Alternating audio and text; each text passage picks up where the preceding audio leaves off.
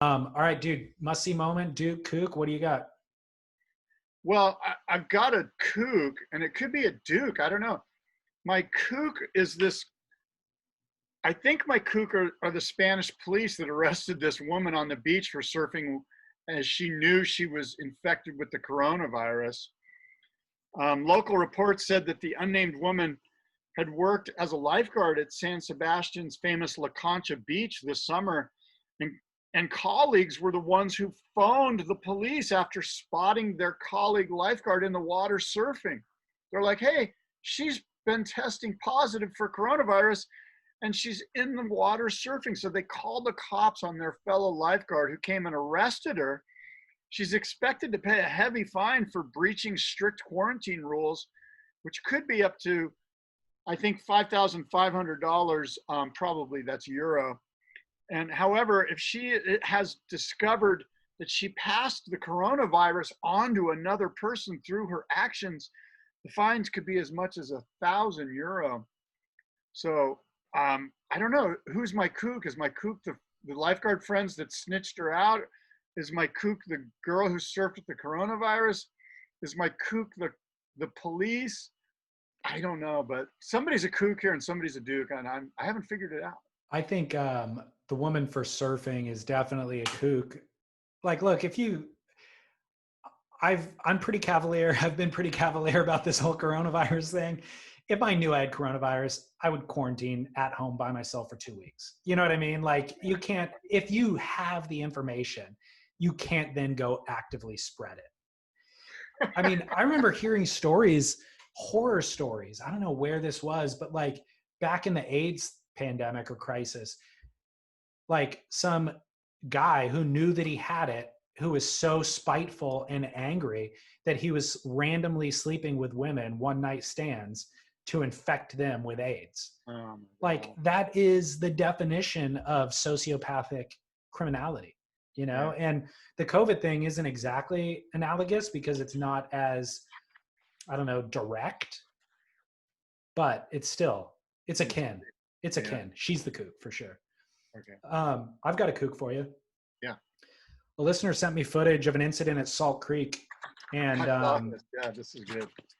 so this male surfer, I want to say he's in his early 40s. I've been direct messaging with him on Instagram, so I'm going to interview him.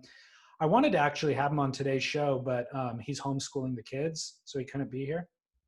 At any rate, I'll follow up and get him on so he could share his story. But he was basically surfing Salt Creek 2 or 3 days ago, and he had an incident with somebody else, and where that person thought that they had priority, he felt like that person didn't, so he went on the wave. Ultimately, they end up back in the lineup, and this other person confronts him, and they have a verbal dispute.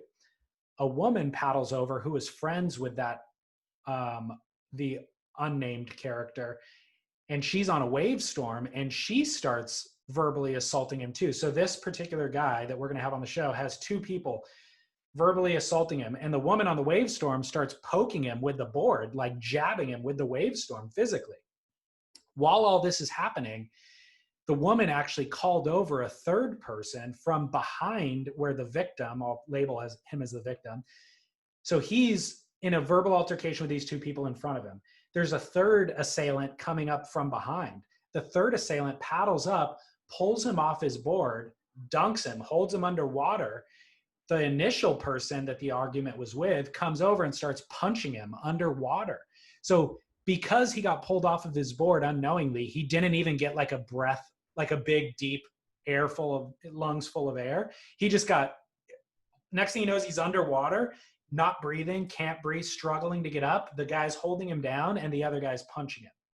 Gnarly. So he comes up and he's like, what? Like, are you guys insane? I'm going directly into the beach to tell the lifeguards, and we're calling the cops. And this is like attempted murder, you know? The woman beelines it into the beach first, gets to the lifeguard first, and starts saying, hey, he threw the first punch. There was an altercation, but he threw the first punch.